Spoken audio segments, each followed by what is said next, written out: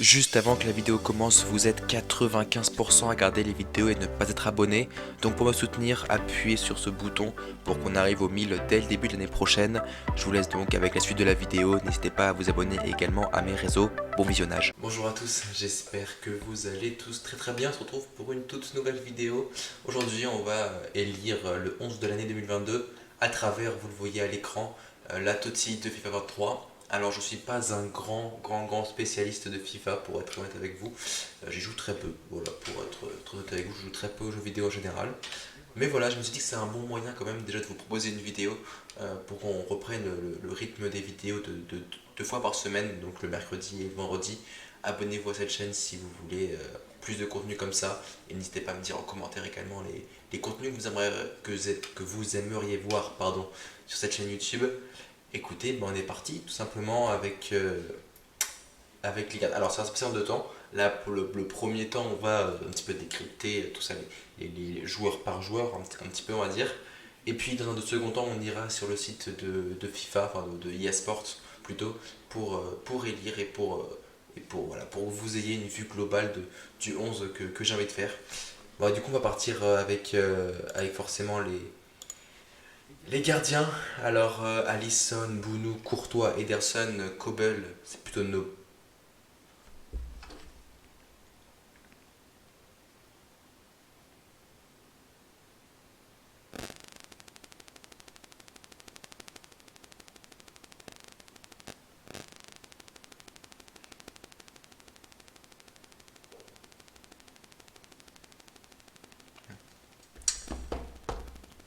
Alors du coup, on va partir avec Alisson, Bounou, Courtois, Ederson, Kobel, Loris, Maignan, Martinez, Chechny et Trapp. Alors très clairement, je vais commencer bêtement, mais je vais enlever Maignan. Voilà.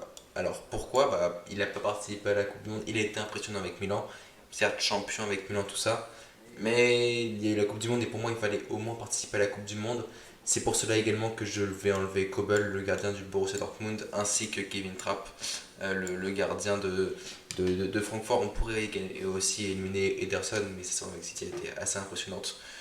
Donc voilà, j'ai quand même enlevé Ederson pour le coup parce que dans une année plutôt où il y a une Coupe du Monde, il faut y participer, très clairement.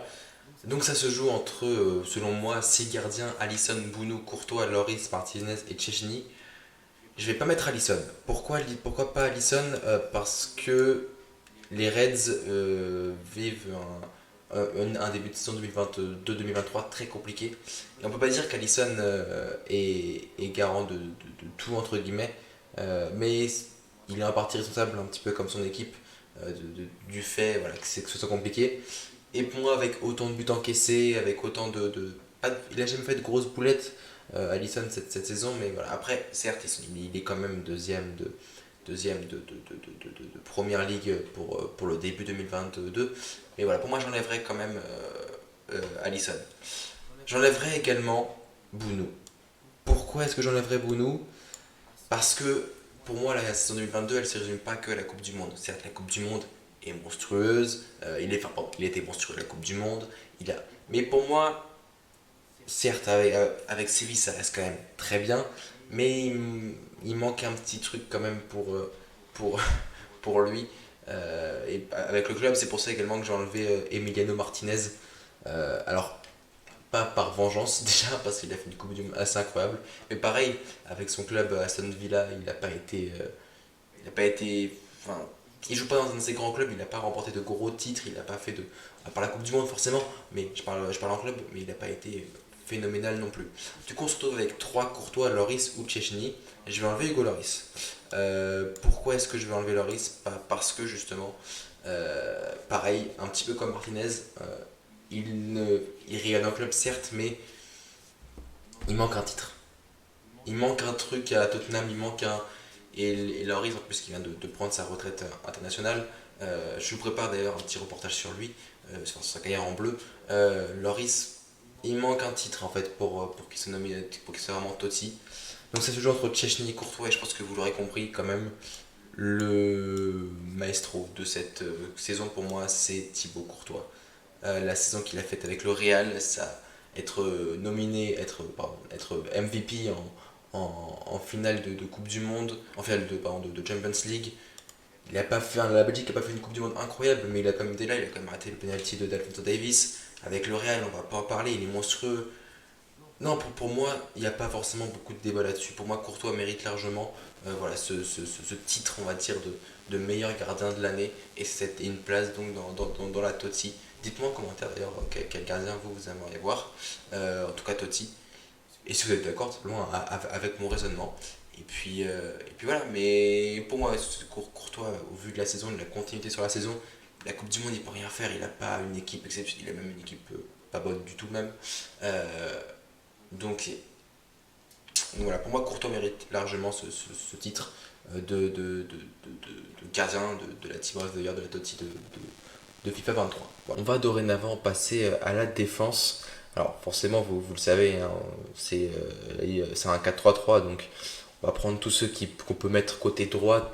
Tout d'abord, on a Jonathan Klaus. On pourrait mettre Eder Militao, mais bon, pour moi, ça reste quand même un central. Très largement, on a Frimpong, on a Hakimi, on a Reece James. Joe Cancelo, pour moi, on peut le mettre à gauche. On a Kieran Trippier également. Koundé, ouais, bon, il a joué à gauche et à droite pendant l'équipe de France, il joue aussi à droite au Barça, donc il pourrait rentrer dedans. Même si, quand même, je ne mettrais pas Koundé, voilà, parce qu'il me paraît, il manque un titre, il manque quelque chose. Ça joue entre Trippier, James, Hakimi, Frimpong et Klose. J'enlève également Frimpong parce que pas assez rien en club. Même si, et pour le coup, je l'ai vu jouer avec Leverkusen, il est très bon. Mais pour moi, voilà, devant, il y a meilleur. En vrai, j'ai pas envie forcément qu'il y ait de débat. Voilà, Jonathan Klaus qui fait même une très bonne saison, pas la Coupe du Monde. Reece James blessé également, pas la Coupe du Monde. Trépied, pas la Coupe du Monde du tout. Je suis étonné qu'il n'y ait pas Walker quand même dans l'histoire. Après ça, qu'il a été blessé lui aussi. Mais je pense que vous vous en doutez, c'est Hakimi. Pour moi, de très très très très très très très loin. Voilà, il y a très peu de débat là-dessus. Hakimi, pour moi, est le meilleur défenseur droit du monde à l'heure actuelle. Très largement. Il sait tout faire, il arrive à revenir en défense. Il est un grand artisan du Maroc 2022. Avec le PSG, il est hyper performant. Non, pour moi, il n'y a rien à dire. Il est même buteur de temps en temps, ce qui n'arrive pas forcément aux autres. Quoique Chris James, j'avoue, j'ai un peu menti. Mais voilà. Mais pour moi, vraiment, Hakimi, il incarne un petit peu ce piston droit moderne, avec beaucoup de vitesse. Il avait des lacunes défensives qu'il a énormément comblées, puisque à l'Inter de Milan, il était beaucoup plus haut qu'il est à Paris aujourd'hui dans ce 4-3-3 du coup, et il se débrouille vraiment super bien. Donc pour moi, il n'y a pas beaucoup de débat sur le fait que voilà, Achraf Hakimi est très largement le meilleur défenseur actuellement, défenseur droit pardon, du monde. Au niveau des défenseurs centraux, alors on va avoir Bragi, Bremer, on va avoir du Gvardiol, on va avoir Eder Militao, on va avoir Koulibaly, on va avoir Zule, on va avoir Dias, Romero, Otamendi, Marquinhos, Thiago Silva, Tomori, Upamecano et Virgil van Dijk. Je vais tout de suite enlever Van Dijk. Voilà, ça c'est fait parce que deuxième partie de même, je crois qu'il a été absent en début 2022 et en plus de ça, il fait pas une d'un très très bon début de saison 2022-2023 avec Liverpool. À l'image de Liverpool, en fait, j'ai envie de dire finalement très très fébrile. En vrai, le reste c'est dur. J'enlève Tomori parce que pas la Coupe du Monde, même si c'est très injuste qu'il soit pas la Coupe du Monde avec la saison qu'il fait. Zule, pareil. Enfin, pas la Coupe du Monde, si il y était, mais pas performant à la Coupe du Monde, hein, très, très clairement avec l'Allemagne. Le reste, ça commence à durer. Bragi, pareil, pas la Coupe du Monde, pardon, donc j'enlève. Bremer, il n'a pas joué non plus à la Coupe du Monde, donc j'enlève. Donc il nous reste Upamecano, Thiago Silva, Marquinhos, Otamendi, Romero, Koulibaly. C'est dur. En vrai de vrai, c'est vraiment dur pour le coup.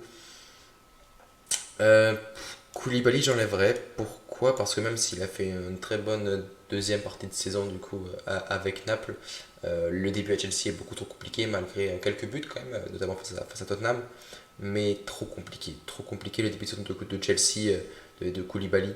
Une bonne Coupe du Monde quand même, parce qu'il a été buteur également à la Coupe du Monde pour le deuxième but face à l'Équateur qui qualifie d'ailleurs le Sénégal en huitième, mais pareil, le Sénégal n'est pas allé assez loin pour moi pour pouvoir prétendre, on va dire, à remporter un titre de nominé. C'est dur parce qu'il en reste maintenant 6. J'enlèverai Otamendi aussi. Même s'il a fait une Coupe du Monde incroyable, euh, non. En club, c'est pareil. Même si après Benfica, ils sont très bons également en Ligue des Champions, je dis pas le contraire. En ce début de saison notamment, parce qu'ils ont quand même fait aussi 2 fois 1 contre le PSG. Mais pour moi, il y a meilleur devant lui, tout simplement. Voilà, il y a meilleur devant lui. Je ne mettrais pas Upamecano non plus. Pourquoi? Parce que il manque un truc encore à Dayot Upamecano pour que vraiment il rayonne et ça devienne l'un des meilleurs défenseurs du monde. Il a été excellent pour la Coupe du Monde, je ne dis pas le contraire. Mais il manque un truc, quoi. Vous voyez, il manque un petit truc pour qu'il passe un cap encore une fois. Et voilà. Mais je mettrai pas lui, je mettrai pas Romero non plus. Un petit peu comme Loris finalement, parce que Tottenham. Voilà, parce que pourtant, je suis un supporter de Tottenham, mais voilà, je ne mettrai pas Loris parce que Tottenham, pas, Romero pardon, parce que Tottenham, et parce qu'il n'y a pas de titre, tout simplement. Il y a le titre avec l'Argentine, certes, et encore, ouais, voilà, c'est même dans la façon de jouer, j'avoue, la façon de jouer argentine m'a un peu énervé. Enfin, je sais pas. Enfin bref, voilà pour moi. Il reste donc Militao, Gvardiol, Thiago Silva et Marquinhos. C'est quoi, on va en valider un maintenant. Voilà, Gvardiol. Je sais que vous allez me critiquer en disant oui, bah, tu parles du club, mais tu mets quand même Gvardiol. Mais Gvardiol, c'est l'avenir du football. C'est l'un des futurs meilleurs défenseurs du monde, tout simplement. Donc voilà, il reste maintenant 3 Brésiliens. Et ouais, pas Thiago Silva avec le début de saison de Chelsea. Militao a beaucoup contribué quand même à la. Pardon, je vais arriver à la victoire du Real en LDC, certes. Mais pour moi, Marquinhos, ça reste un cran au-dessus que Militao. Ça reste quelqu'un, Marquinhos. Donc pour moi, la charnière Marquinhos-Vardiol, c'est la meilleure qu'on peut mettre à ce stade-là. euh, en tout cas sur FIFA et sur la Totti. Il va nous rester donc les latérales gauche. On a Acuna, on va avoir Davis, on va avoir Grimaldo, on va avoir Lucas Hernandez, on va avoir João Cancelo, on va voir. Et puis non, je crois que c'est tout. Je crois que c'est tout, ouais, exactement. C'est ça, on en a 5 du coup. J'enlève Grimaldo parce que ne joue pas avec l'Espagne, même s'il a mis un but magnifique avec Benfica. D'ailleurs, je vous invite à le voir, mais il n'a pas joué avec l'Espagne. À gauche, de toute façon, c'était Jordi Alba là-dessus, donc voilà. J'enlève Acuna aussi parce que pas titulaire, même s'il a fait une très bonne Coupe du Monde, pas titulaire indiscutable non plus avec l'Argentine, avec Tagliafico qui était souvent là. Et j'avoue, je regarde pas beaucoup les matchs de Séville, donc je pourrais pas trop vous dire, voilà. J'en avais Alphonso Davies un petit peu blessé aussi ces derniers temps et qui rayonne beaucoup moins avec le Barça, pardon, avec le Bayern. Parce que pour moi également ça se joue entre ces deux gros là, Théo Hernandez et João Cancelo. João Cancelo, l'avantage c'est qu'il peut jouer partout. Donc en vrai je comprends également ceux qui peuvent le mettre à droite. Mon cœur de français va parler. Même si João Cancelo est un des meilleurs joueurs du monde actuellement, je le mettrais Théo Hernandez parce que à la base quand même remplaçant de Coupe du Monde, il a fait une Coupe du Monde exceptionnelle. Pareil, enfin, en finale, ils sont tous écroulés, mais voilà. Il est beaucoup buteur, même avec l'équipe de France face au Maroc, ou même avec l'AC Milan. Un titre avec l'AC Milan. Enfin, pour moi, il paraît un petit peu comme Hakimi, il incarne un petit peu le nouveau défenseur latéral qu'on aime voir, c'est-à-dire rapide et surtout hyper efficace. Théo Hernandez est quelqu'un de très très efficace au vu du nombre de passes décisives également qu'il distribue. Donc pour moi, voilà, clairement, ce serait Théo Hernandez le meilleur pour cette Totti. Voilà. Alors là, on va continuer, on va parler parce que là, il y a beaucoup de monde pour cette Totti du milieu. Il va falloir en sélectionner 3. On va d'abord faire personne par personne et ceux qu'on est sûr qu'ils n'iront pas, on les sort. Amrabat, pour moi, on peut le garder. On peut le garder de côté avec la Coupe du Monde qu'il a faite. Même si, comme j'ai dit un petit peu pour les gardiens, aussi un petit peu pareil, je n'ai pas forcément envie de me fier que la Coupe du Monde. Barella, pas la Coupe du Monde, donc pour moi, non. Bellingham, oui. Berghuis, non. Bernardo Silva, oui, très clairement Bernardo Silva. Brozovic, non. Fernandez, oui. Casemiro, oui. De Bruyne, oui. Diaby, non. parce que pas à la Coupe du Monde également. Dohan, même s'il était très bon à la Coupe du Monde, il manque pareil du club. Fekir, pas à la Coupe du Monde, donc non, malgré que mon cœur d'ancien non, malgré que mon cœur de Lyonnais souffre. Enzo Fernandez, oui. Seko Fofana, non, pas à la Coupe du Monde, même s'il fait pareil avec le Barcelone, c'est impressionnant. Pareil pour Griffo, Kamada, très bon début de saison avec Francfort, mais pareil, un cran en dessous des autres. Kimmich, oui, je le garde malgré la Coupe du Monde. Kostic, il lui manque un petit peu, la Juventus n'est pas au niveau pour moi. Tony Kroos, oui. Mané, oui. Ah non, Tony Kroos, non, parce que pas la Coupe du Monde, tout simplement. Mané, je le garde sous le coude. Merino, non. Milinkovic-Savic, non. Un petit peu un cran en dessous, même si c'est un très bon joueur. Luka Modric, bien évidemment qu'on garde. Declan Rice, non. Rabiot, on le garde. Perisic, on le garde. Pellegrini, non, parce que pas la Coupe du Monde. Pedri, on garde. Parero, non. Odegaard, ah, c'est dur. Parce que Odegaard, lui, vraiment, ouais, on va le garder quand même, Odegaard sous le coude. Rodri, oui. Saka, oui. Tchouaméni, oui. Tonali, non, parce que pas la Coupe du Monde, malheureusement. Et Valverde, oui. Déjà, on a fait un beau tri. Déjà, on a fait un très très beau tri. Maintenant, il va falloir faire une deuxième, et là, on va vraiment se concentrer sur les performances. Amrabat, en fait, à part la Coupe du Monde, et je regarde un petit peu ses performances, pardon, justement, avec la Fiorentina, pour moi, il doit être dans un gros top quand même des, des milieux. Bellingham, c'est très jeune, c'est très très fort. Donc pareil, ça, on garde. Bernardo, putain, mais en fait, je vais en enlever aucun. Ah, c'est horrible. Je vais en enlever aucun. En vrai, j'enlève Odegaard quand même. Parce qu'il faut faire un tri, parce que pas la Coupe du Monde. Valverde, pour moi, c'est le meilleur défenseur, le meilleur milieu du monde actuel. Enfin, pendant un temps, c'était le meilleur du monde. Donc oui, Perisic, je l'enlève parce que Paris Tottenham. En vrai, pour le coup, Perisic, on l'enlève parce que Tottenham. Rabiot, c'est l'un des meilleurs à la Juve, dans une Juventus en crise. Oh, putain, c'est dur, c'est quand même très dur. J'enlève Mané aussi, malheureusement. J'enlève Mané parce que pas la Coupe du Monde, tout simplement. Faut faire un tri. Modric, Modric pour moi dans tous les cas il y est. Voilà, je vous le dis, Modric pour moi dans tous les cas il y est. Il est monstrueux. Il n'y a rien d'autre à dire. En fait, c'est dur parce que genre les Saka, Valverde même du coup un petit peu aujourd'hui, c'est des mecs qui sont à droite, enfin, qui sont plus attaquants. Je crois pourquoi on les a pas mis même Griffos, il joue à gauche, donc il n'est pas milieu, donc c'est un peu chelou de les avoir mis là. Pedri, il en manque un petit peu, quand même. Pedri, pour moi, il en manque un tout petit peu. Pour vraiment, pareil pour Rabiot, en vrai. Pour moi, on peut pas mettre Rabiot dans la Totti aujourd'hui. C'est vrai qu'il faut vraiment songer à se dire qui mérite cette place de Totti.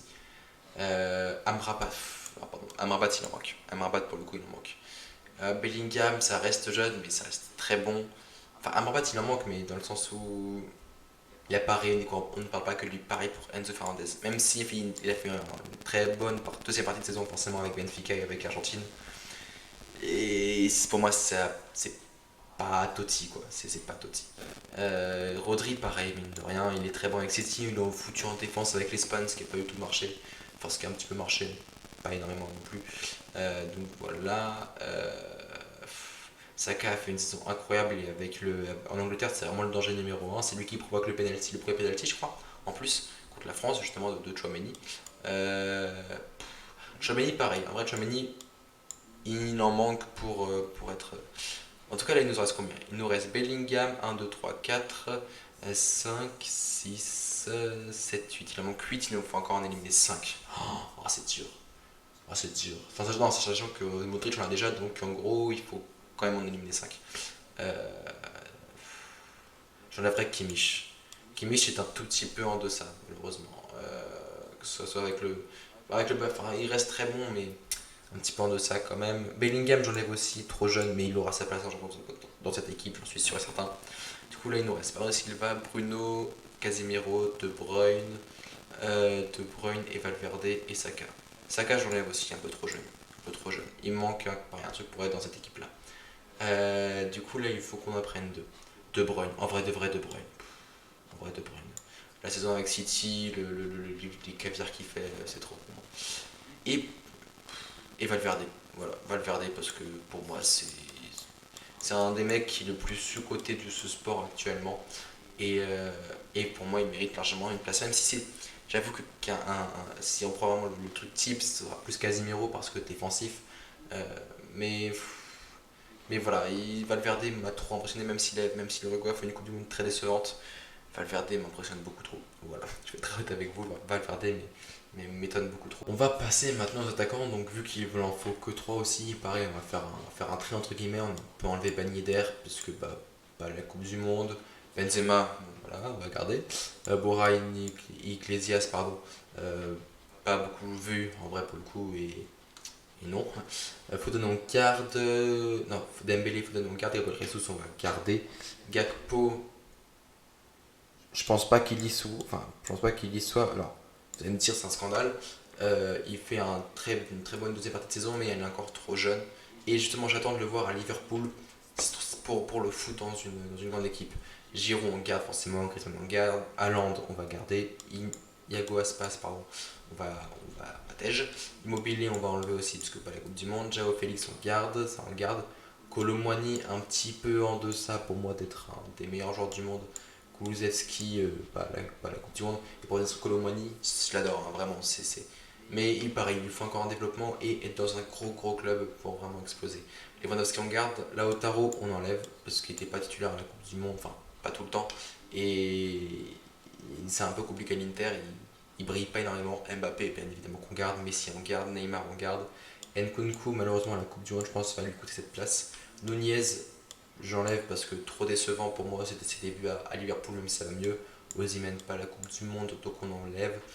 Vlahovic, même si c'est un des meilleurs joueurs de la Juve, pas assez, voilà. Terrier pas la Coupe du Monde et vraiment j'aurais tellement aimé le voir la Coupe du Monde, Martin Terrier qui s'est malheureusement plus ça blessé. Son on peut garder, Salah on garde et Léao un petit peu trop jeune aussi, un petit peu trop jeune. Non Salah pas la Coupe du Monde donc on enlève pardon, truc là.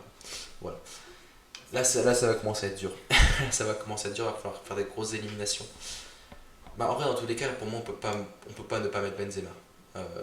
Benzema c'est deux triplés d'affilée en LDC. Enfin, non, Benzema, c'est trop. On peut pas l'enlever. On peut pas enlever Mbappé non plus. Donc là, les gars, dites-vous qu'il n'y a plus qu'une place. Et entre, du coup, Son, on l'enlève. Neymar, Messi, Lewandowski, Kane. Kane, il fait un début de saison incroyable, mais son penalty face au bleu lui coûte peut-être pareil une place. Gabriel Jesus et Phil Foden, c'est peut-être un tout petit peu en dessous encore. Dembélé, pareil, un tout petit peu en dessous. Giroud en vrai, ouais, même s'il est devenu meilleur scoreur de l'équipe de France, de l'histoire de l'équipe de France, je ne mettrais pas Griezmann trop en dents de scie sa saison. Joao Félix pareil, il a un petit peu disparu des radars, on va pas se mentir. Donc là, il est entre Messi, Neymar, Levan, et Vinicius aussi, faut pas l'oublier, Vinicius et Haaland. Oh, c'est dur, en vrai de vrai c'est super dur. Parce que Messi, il a gagné la Coupe du Monde. Donc, techniquement. Mais Vinicius, c'est pareil, il est tellement. Enfin, c'est dur. J'en avrais Neymar quand même. Ah, c'est dur. J'en avrais Neymar. Levan n'est plus le Sahel buteur qu'il était avant. Enfin, n'est plus. On va quand même se calmer. Mais il rayonne pas autant. Et là, c'est entre Haaland, Messi ou Vinicius. Oh. En vrai, on peut pas. Bon, vous savez quoi, on va partir d'un principe. Benzema est en pointe, Mbappé peut jouer à gauche ou à droite. Donc pour moi, il faut un ailier. Donc on va enlever alors. Ah, c'est dur. Ah putain, c'est dur. Ah, c'est trop dur. Haaland ou Messi. Pas ouais, Vinicius, il est un tout petit peu en dessous pour moi encore d'un Haaland ou d'un Messi. Mais je suis désolé, mais il y a la Coupe du Monde qui va faire la diff, hein, mais Messi, putain, en vrai, ouais. Je mettrais ça. Je mettrais Messi, Benzema, Mbappé et Haaland, malheureusement. Haaland, je le mets en 11ème Totti. Haaland, je le mets en 11ème Totti. Donc, sans dire un cas, c'est dégueulasse, mais ouais, vous avez compris, un 11ème Totti, je le mettrai à Londres. Et voilà. Du coup, on va. Ah, c'est dur. En vrai, de vrai, c'est quand même dur. Mais en vrai, je pense que pour moi, c'est très cohérent quand même avec ma pensée. Donc, bah, c'est simple, on va aller.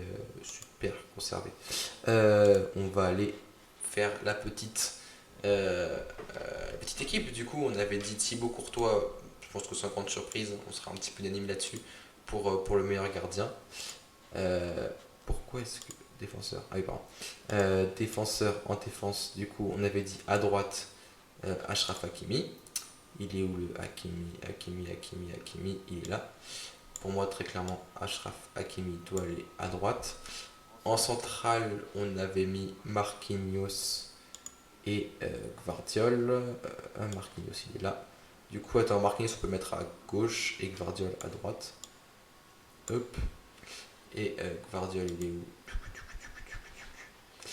Gvardiol, il est là. À gauche, on avait mis Théo Hernandez. Pour les milieux, alors les milieux, on avait dit donc KDB. Hop. KDB, on avait dit qui d'autre? Oh là, j'ai déjà une mémoire de poisson. On avait dit Modric, bien évidemment. Modric, et le dernier, c'était Valverde, bien évidemment. C'était Valverde. Alors, Valverde, il est là. Voilà. On peut peut-être inverser quand même De Bruyne et Valverde, je pense. Voilà. Ce serait peut-être un peu plus cohérent. Même si Valverde peut jouer aussi offensif, et je mettrais. Wow, c'est pas grave. Ça change pas les choses. Bon, là, forcément, Benzema en premier, il n'y a pas grand chose à dire dessus. Il est où le Messi et le Mbappé? Mbappé est là. Oh la paix. Non, pourquoi il est parti Mbappé? Attendez. Il se passait. Ah, ils sont là. Mbappé ici. Messi ici. Sachant que je pense très clairement qu'on peut, par un souci de cohérence, on peut enlever, on peut mettre Benzema à la place de Messi. Écoutez, c'est mon équipe de l'année. J'espère qu'elle vous a plu. J'espère que la vidéo vous a plu. Dites-moi votre équipe de l'année également dans les commentaires. On se retrouve très très vite. C'était tout. C'était Marc. Prenez soin de vos proches.